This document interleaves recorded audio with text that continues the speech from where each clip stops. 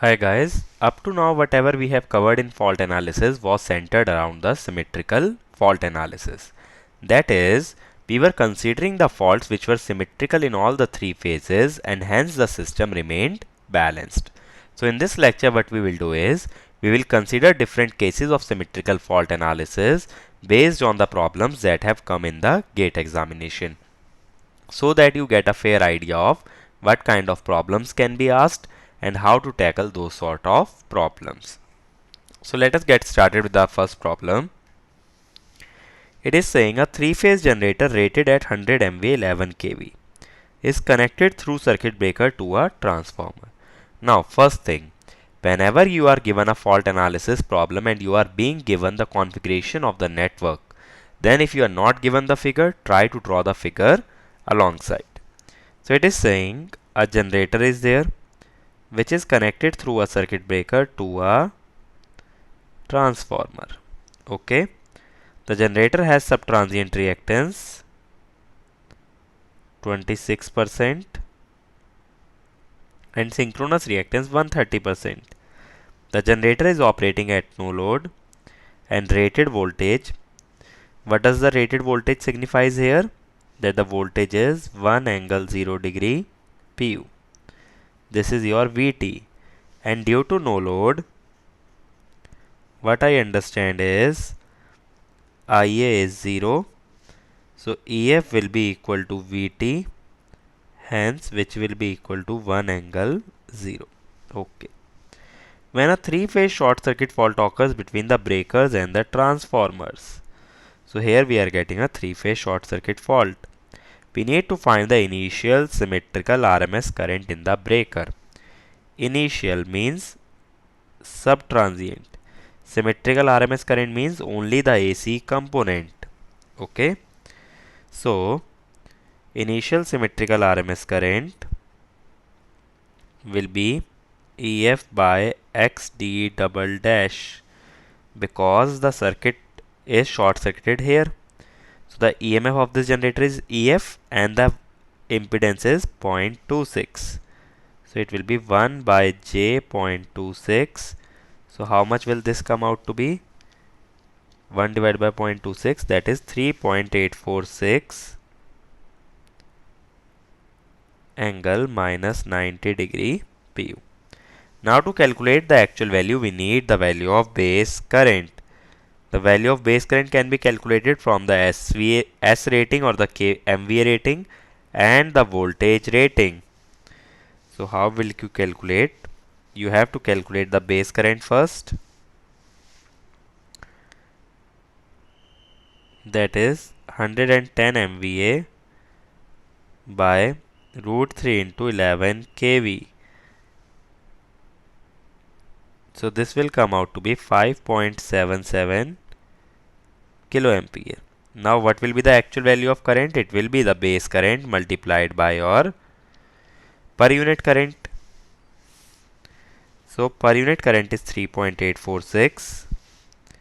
So fault current is 3.846 into 5.77. So it will come out to be 22.2 kilo amps.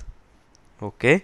So remember, whenever we are talking in per unit, the per unit current will remain same throughout the system, because in PU the entire network is connected in series and there is no transformation ratio. But if you are talking about actual current, then first see in which section we are trying to determine the current and use the base current for that particular section. Because whenever there will be transformers, then you have to use the base current of a particular section to determine the overall current. Now let us move on to the next problem. It is saying 4 identical alternators, each rated 20 MVA 11 kV, having subtransient reactance 16%, are operating in parallel. So how the system looks like? These are 4 alternators. This is their reactances, and all are operating in parallel. It is asking the short circuit level at the bus bars. Now we will assume no load condition. So in general we will assume 1 angle 0 as the EMF. The reactance of each generator is 0.16 pu.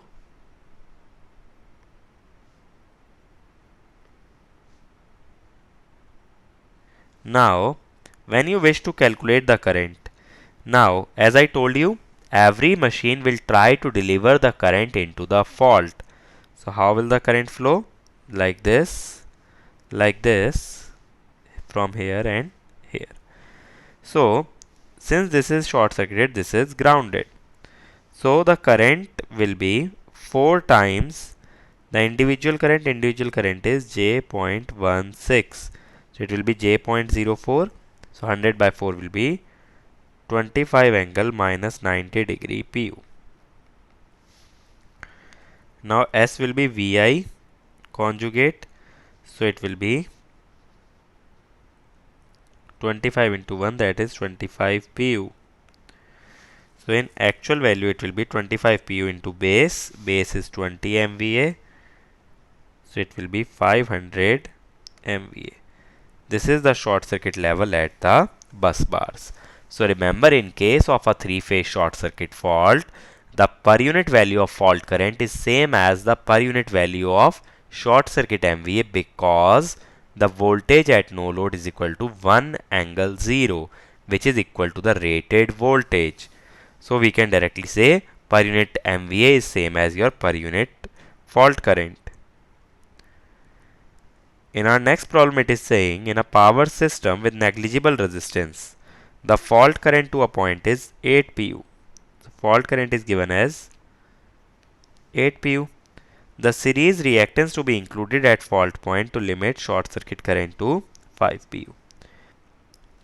Whenever we are talking about power system, so one thing that you must remember is we will replace the power system by a Thevenin equivalent.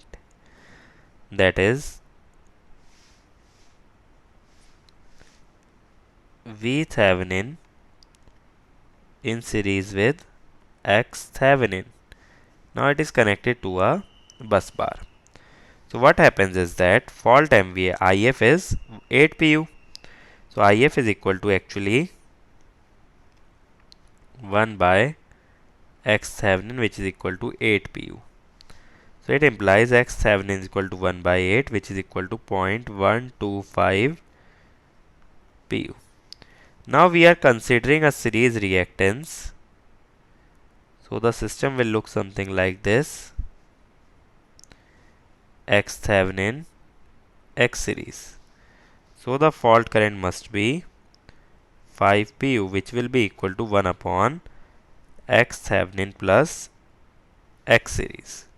So here X Thevenin plus X series will come out to be 0.2 pu, which implies X series will be 0.075 pu. Okay, this much reactance must be included in series to limit the fault current to 5 per unit. Now, there is a catch here. The assumption that I have made is no load condition. How I am saying that I made this assumption? Because I took the voltage as 1 angle 0. So if the fault occurs under no load condition, then you can take the voltage directly as 1 angle 0, because no current will be flowing and there will be no voltage drop, and hence the voltage will be same as the rated voltage. In our next problem, it is saying the below diagram shows the layout of a power system. I have shown the diagram in the next slide, having two generators A and B connected to 11 kV bus. So these are the two generators A and B connected to the 11 kV bus, which are also fed through two transformers C and D from a 132 volt grid. This is the 132 volt grid. This is the transformer C and transformer D. Now the reactance of A, B, C, D and R are in pu, a common MVA kV base. All the generated voltage in AB and grid are 1 pu and assumed as in phase at the time of fault. So VA is equal to VB is equal to V grid. It is saying they are 1 pu and all are in the same phase. Since all are in the same phase, it implies that all the angles will be same. I am assuming the angle as 0 degree. The steady state symmetrical three phase fault current on the feeder. Okay. So here the fault is shown. We have to first draw the equivalent circuit. So how we will draw? 1 angle 0, J.2, then here 0.1. We are saying that grid source has a negligible reactance, so we will simply replace it as 1 angle 0. This will be J.2. This will be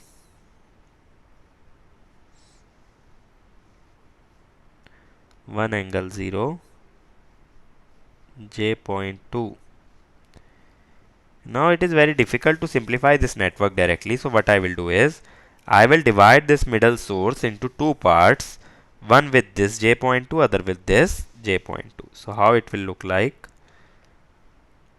1 angle 0, 1 angle 0,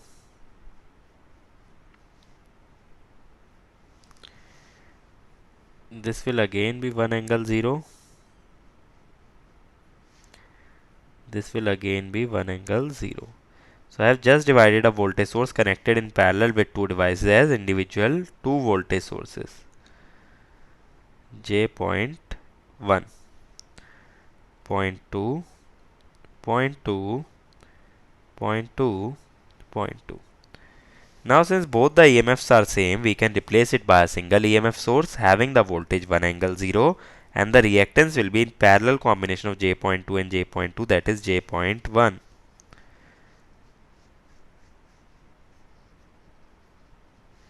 One angle 0,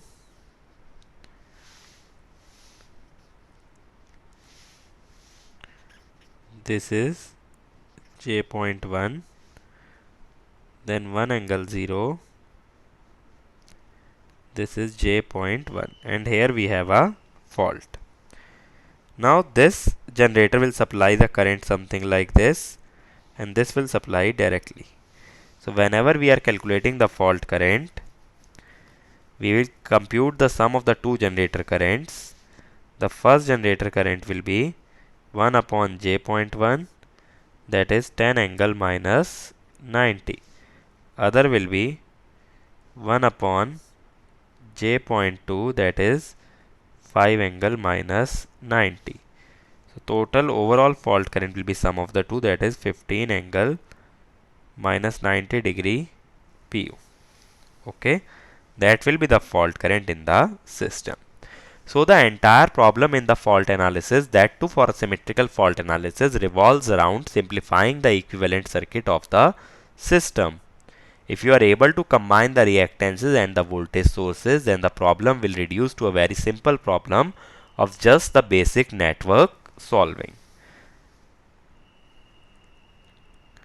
In our next problem, it is saying 4 identical 100 MVA 33 kV generators are operating in parallel as shown in two bus bar section interconnected through a current limiting reactor XPU.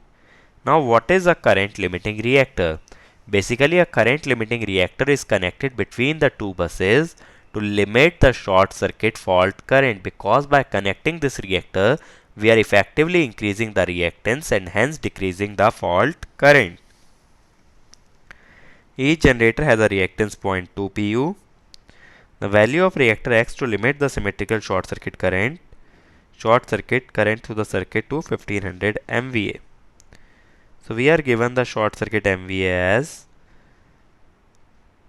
1500 MVA, and if we assume the base as 100 MVA, so it is how much? 1500 by 100, that is 15 pu.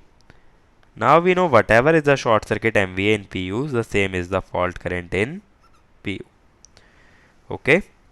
So now we have to compute the fault current and equate it to 15 to derive the value of X. So first let us draw the equivalent circuit. So this is one generator. This is second generator. This is your current limiting reactor. This is third generator and this is fourth generator. J.2, J.2, J.1. So this is X, not J.1. We will write it as Jx, J.2 and J.2. All the EMFs will be taken as 1 angle 0. Now you can combine these two sources in parallel and these two in parallel. The fault is occurring here. So how will this be reduced? This will be 1 angle 0 in series with parallel combination of the two, that is J.1 in between a reactor X and then the other generator, that is 1 angle 0 in series with J.1. Now fault is occurring here, so one current will go directly, other will flow like this. So 15 will be equal to 1 by 0.1 plus 1 by 0.1 plus X. 15 minus 1 by 0.1 will be 10. So it implies X will come out to be 0.1 pu. That will be the current limiting reactor X to be installed to limit the short circuit fault current to 15 pu. Okay. So that is how we design the rating and the value of the current limiting reactor for the case of power system protection or based on the fault analysis. In our next problem, it is saying a 50 Hz alternator is rated as 500 MVA 20 kV with XD is equal to 1 pu and X double dash D is 0.2 pu. Now it supplies a purely resistive load of 400 megawatt at 20 kV. Now see, before the fault we are given a load. So this is the case of a loaded system. It is not the case of a no load system. Now this load is directly connected across the generator terminals. So what is happening is, this is my generator J1 EF. Here we have a purely resistive load like this, 400 megawatt. So I can calculate IR or IL 400 into 10 raised power 6 by, or let us rather solve this in pu. So I will assume base as 500 MVA and 20 kV. So what is 400 megawatt in pu? That is 400 by 500 0.8 pu. Now since the voltage is at the rated, that is 20 kV, so voltage is equal to 20 by 20, that is equal to 1 pu. Now since voltage is equal to 1 pu, power is 0.8 pu. Power is actually Vi cos phi in per unit. 0.8 is equal to 1 into I into power factor is given as unity. So current will be 0.8 pu. Now as I told you, in case of a symmetrical fault analysis, the assumption that we made was generator was modeled as a constant voltage source behind subtransient reactance. So the EMF of generator must remain constant under even the faulty condition. So let us calculate EMF. EMF will be Vt plus JIAXT. Vt is 1 angle 0 plus J into XD is 1 into I is 0.8. This will be 1 plus J.8 pu. Now what happens when the fault occurs? The entire current will go into the fault and we will enter the subtransient region. So how will my system look like? Since we enter subtransient region, the reactance become 0.2. This is the short circuit. So IF will be 1 plus J.8 divided by J.2. So this will be minus 5j plus 4, which comes out to be 6.4 pu. Okay. So that is how you can calculate the fault current for the case of a loaded synchronous machine. Okay, that is whenever the machine is supplying a load, first calculate the EMF and then use that EMF to find the fault current. The other method to deal with a loaded synchronous machine is to first obtain a steady state solution, that is the solution of the system before the occurrence of fault.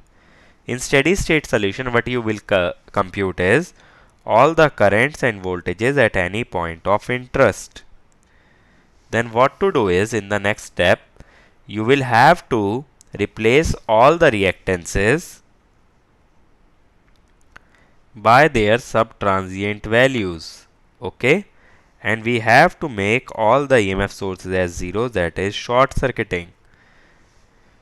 Now what we will get is here a passive Thevenin network. Why passive? Because there is no energy source, so there is no active network. Now we will excite this network by negative of pre-fault voltage in series with fault impedance ZF. Okay, I will show you how it is done.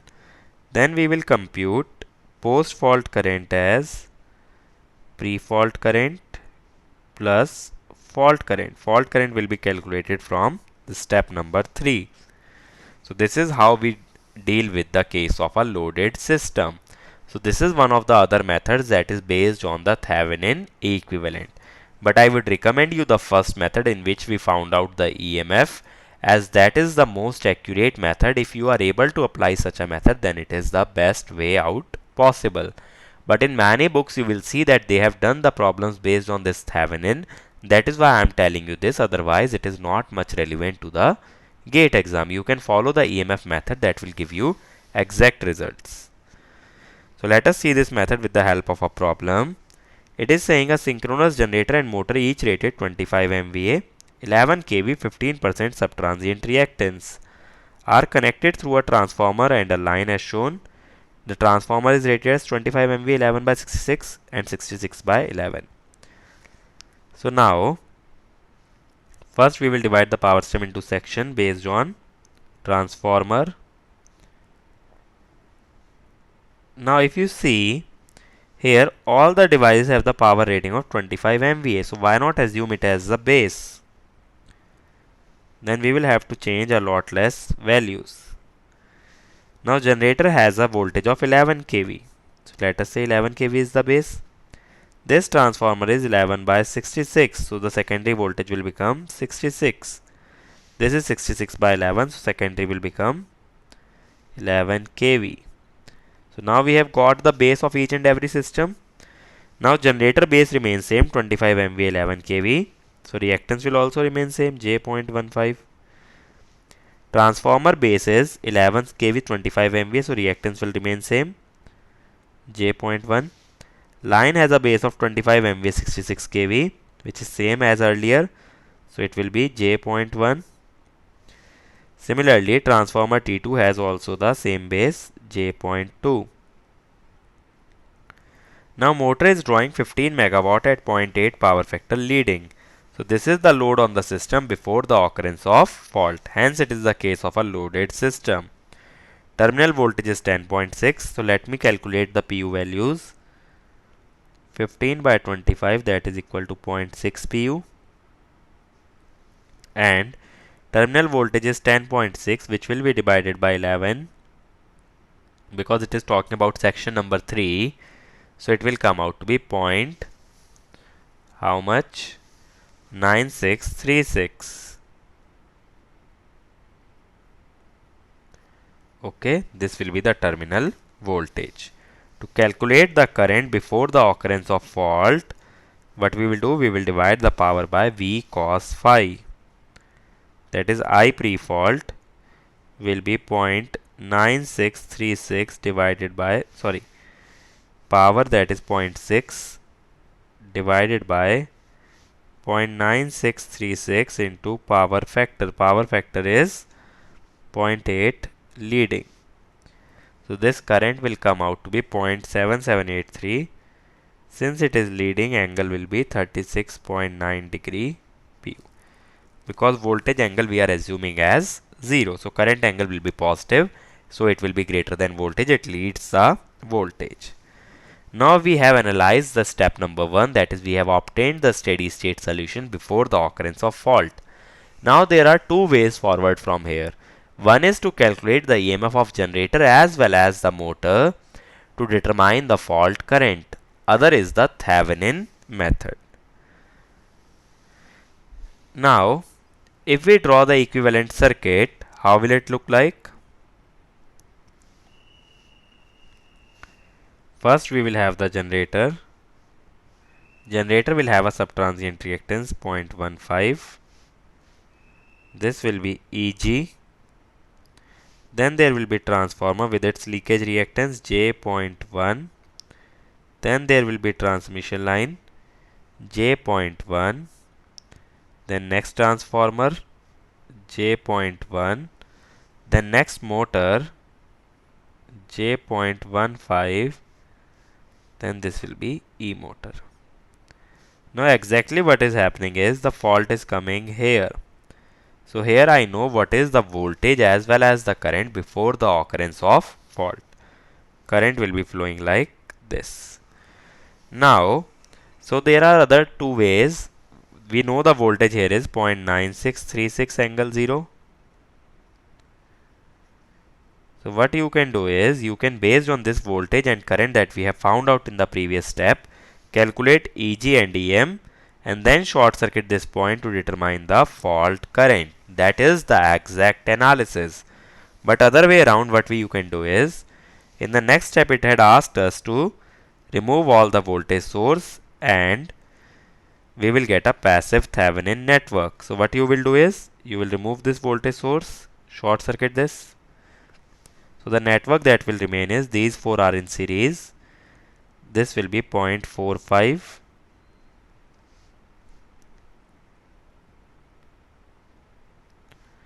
And this will be in parallel J.15. This will be the network that will remain. This is my fault point. Now we have to excite it by the negative of pre-fault voltage. That is how negative positive. So I am connecting it to the negative terminal in series with fault impedance, which is not given in this question. So we will take it as 0. So this voltage is 0.9636 angle 0. Now the current flowing through this 0.45 will be actually generator current. So generator current during the fault will be 0.9636 by J.45. How much will this come out to be? If you divide 0.9636 by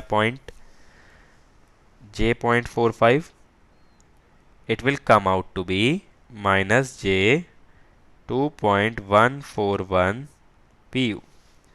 Similarly, motor current during the fault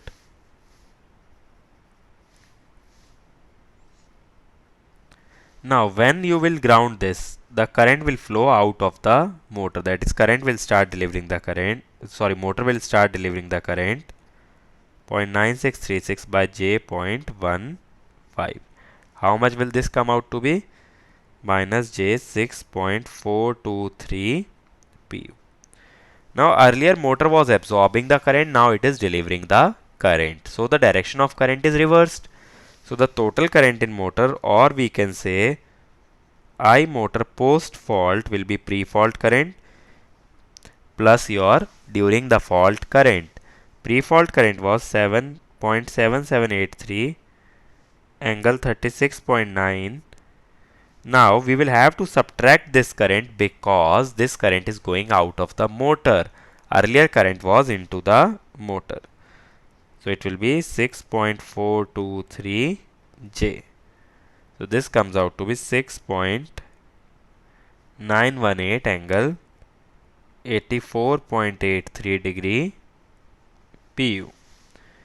Similarly, if we talk about generator, in generator earlier also it was delivering the current, now also it is delivering the current.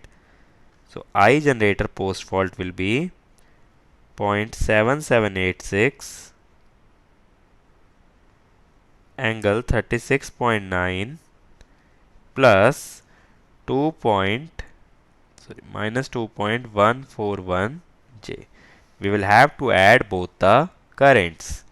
So it will be 1.7856 angle minus 69.6 degree PU. Okay. Now if you see here, the voltage is actually angle 0, but the motor current is coming angle 84.83. That is, the motor current is leading the voltage. Now how come, as I told you, the fault power factor is always lagging? Then how come the motor current is leading the voltage? Here also there is a fault, so fault current must have been lagging. The problem is that motor is delivering the current and I am assuming the current is going into the motor. So actually the assumed direction and the actual direction of the motor current are opposite. And if you draw the opposite of a lagging phasor, what you will get will be a leading phasor. How? Suppose this is the voltage, this is your current, it is lagging the voltage. Now if you draw minus I, it is actually leading the voltage. So whenever you will commit an error in the direction of assumed current, you will observe that the fault current will lead the fault voltage. Okay. Why is it leading? Because the assumed direction is opposite to actual direction, which introduces a 180 degree phase shift. Hence the power factor goes from leading to lagging and vice versa. Let us see an example based on this concept. It is saying a 3-phase to ground fault takes place at location F1 and F2. If the fault takes place at location F1, then the voltage and current are at bus A are VF1 and IF1. If it takes at F2, it is at VF2 and IF2. We need to find the correct voltages, that is, which voltage will lead the current and which will lag. Now, as I told you, whenever the fault will occur, entire current will go into the fault like this. Okay, so first I am assuming at F1. Now take the bus A. Here IF1 and IF2 have been shown from left to right. But if you see, when the fault occurs at F1, the current at bus A is from right to left. That is, I assumed is equal to minus I actual. Both are in opposite directions. So here IF1 will lead VF1. Whenever the direction is opposite to the actual direction, the current will lead the voltage, or we can say VF1 will lag IF1. Now let us take the example of fault at F2. If fault occurs at F2, then current will go like this and this. So if you see at bus A, current is going from left to right. So IF2 assumed will be same as IF2 actual. Since both are same, the direction is correct. Hence IF2 will lag VF2, or we can say VF2 will lead IF2. Okay. So this will be the case whenever you will deal with the symmetrical short circuit fault. That is, if your assumed direction is opposite to the given direction, then the result will be leading power factor. If it is same as the actual, then it will be lagging power factor. Let us move on to the last problem. It is saying a sustained 3-phase fault. Sustained means steady state. Occurs in power system shown in the figure. The current and voltage phasors are drawn on common reference after natural transients have died down. That is, we have reached steady state. We need to find the fault location. Now, as I told you, one thing to remember, the fault current will lead the fault voltage only if the direction shown and the direction actual are opposite. So here if you see, I2 leads V1 and V2. So that means I2 is shown opposite. I2 should go like this. Now we know all the currents should go into the fault. So let me first assume that the current fault occurs at P. So how will I1 be? I1 will go like this, I2 will also go like this. So now I2 satisfies the criteria that I2 should be from right to left, but I1 is from left to right and it is lagging the voltage, so that means direction is correct. Since I1 is lagging the voltage, that means the direction shown is same as the direction assumed, or direction shown is same as the actual direction. Hence, I1 cannot be reversed, so P cannot be the fault location. If P were fault location, I1 as well as I2 will be reversed and both will be leading the voltage. Now assume that the fault is at R. Then the current will go like this. Okay. So I2 is in the same direction as shown. But just now we figured out since I2 is leading, it must be in opposite direction. So fault cannot be at R. If we talk about S, then how will the current go? Like this and like this.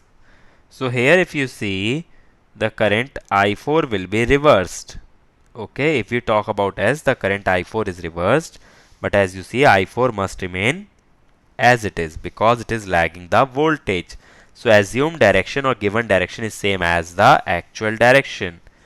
So last option that remains with us is Q. If fault occurs at Q, then I1 will go into the fault, I3 will go into the fault, I4 will go into the fault like this.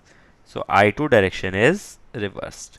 So it satisfies all the criteria that I2 direction is reversed and the entire current goes into the fault. And the other thing that you can observe is I1 has the highest magnitude. That is, fault must be located nearest to I1.